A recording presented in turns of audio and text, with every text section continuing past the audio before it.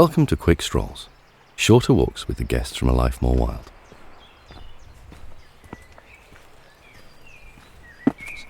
These are mini episodes in which we look at particular issues and ideas that we've come across in previous seasons. One thing that comes up time and again on A Life More Wild is access to nature.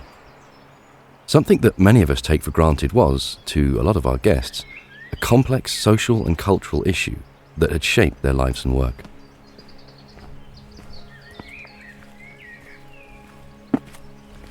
British Bangladeshi environmentalist and activist Mya Rose-Craig, who we spoke to near her Gloucestershire home, became aware of issues around access to nature before she was even in her teens.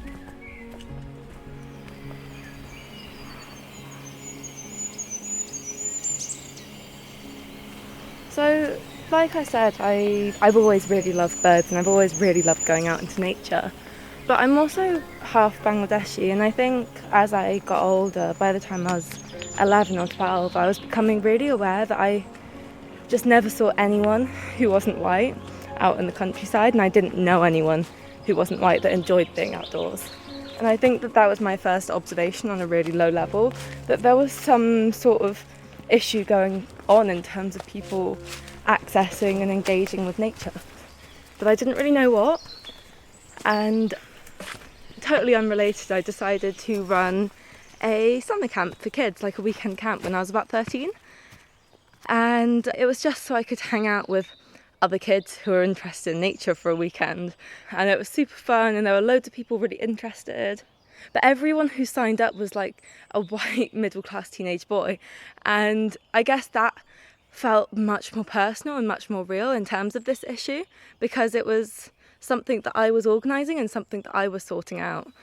Conservationist Lira Valencia, who grew up in South London, found similar barriers in her way when she began her career. I would say the one thing, like with the whole, going to university and studying zoology, that's where my imposter syndrome kind of started, because it was the first time I realised that I looked pretty different and sounded pretty different to a lot of people that have interests in conservation. Prior to then, I've obviously lived in London and I've only been around really mixed communities. So when I went away to Reading to study, zoology, it was the first time I really realised, wow, I'm actually brown and have a really strong South London accent. And and then obviously people commenting on that, saying, oh, how come someone like you is into nature? How come you like nature? You're from London.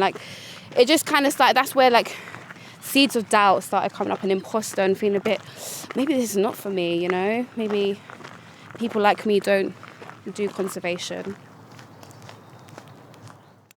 Ollie, Olanipekun and Nadine Pereira, founders of birding and walking group Flock Together, also knew how ingrained discrimination could be.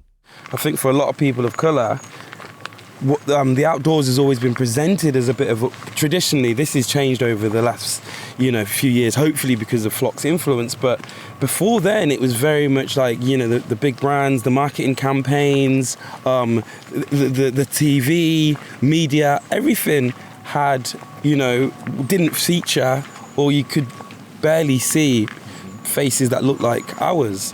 So I think that was one of the main ones. But as I said, education, I think if you didn't go to a school which had the Duke of Edinburgh, or you didn't have parents that would take you on holidays, or you lived in an area where there was abundance of green space, but more factors to why you might not feel comfortable in these sorts of spaces.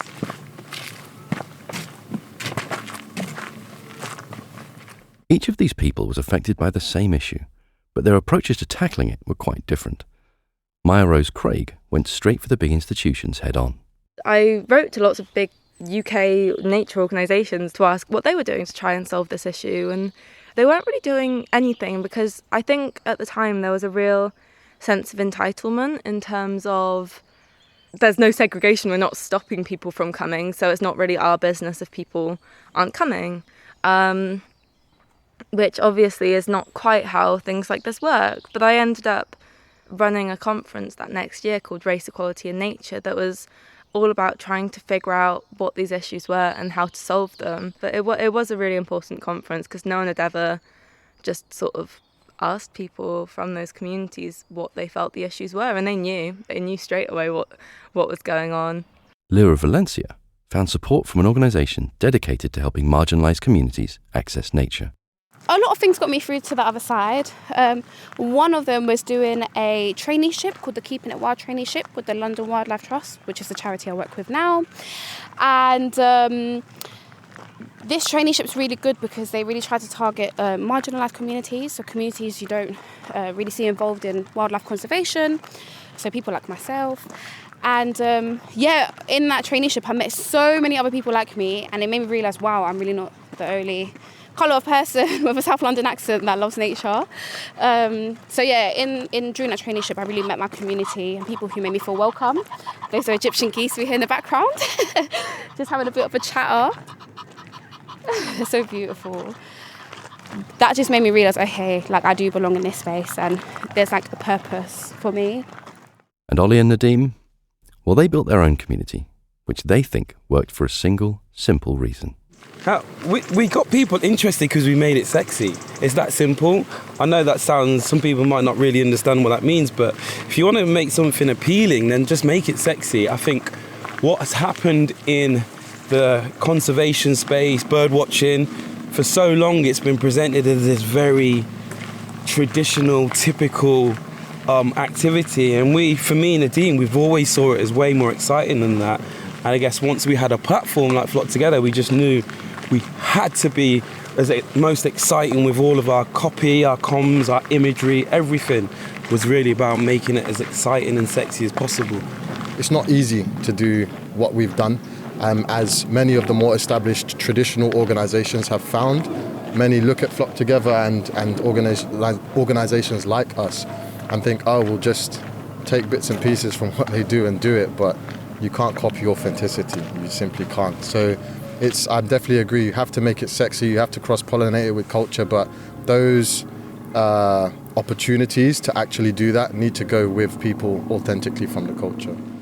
So the landscape is changing, as those three great guests on Life More Wild showed in their own ways, but there is always more to do. Access to nature is a universal right, and we all need to work in whatever way we can until everyone feels the truth of what Ollie from Flock Together said just as we were ending our walk in London. Nature is always there to remind you you belong with it and it belongs with you. And if you're made to feel any differently, understand that's not nature telling you that, that's something else, and you need to actively work against that. Get outside.